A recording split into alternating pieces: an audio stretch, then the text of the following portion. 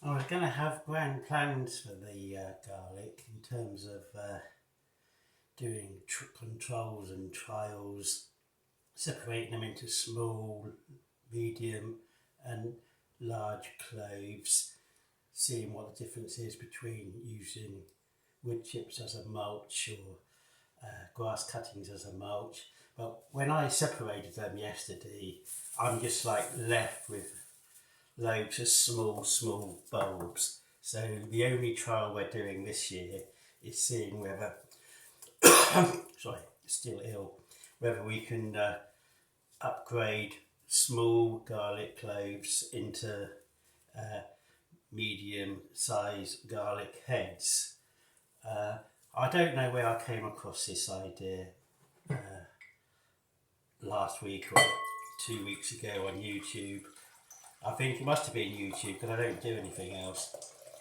But someone mentioned soaking garlic in chamomile tea. Now this isn't hot, it's been made a couple of hours ago and cooled down. So I'm going to soak it in there. Now how long you soak it, I don't know. 10 minutes, 20 minutes, 3 hours. I mean, I work from a position that in the ground, particularly in my ground, at the allotment, things are things are waterlogged are in waterlogged soil for 2 or 3 days before it subsides. So I think they can stand 2 or 3 hours because I am going to be going out and doing something else.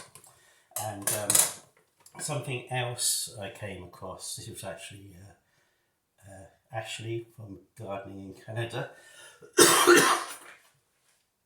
saying that the one thing she insists upon nowadays is giving her seedlings a liquid feed of phosphate.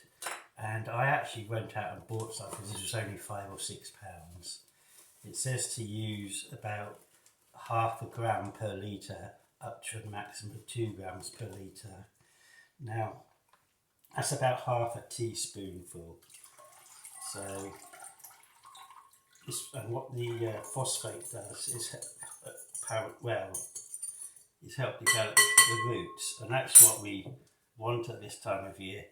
We don't really want the garlic or other plants popping their heads above the ground. We want them to be going downwards, developing their roots. So that's what we're soaking the garlic in, and I'll be planting it. I'll be planting it out later this morning.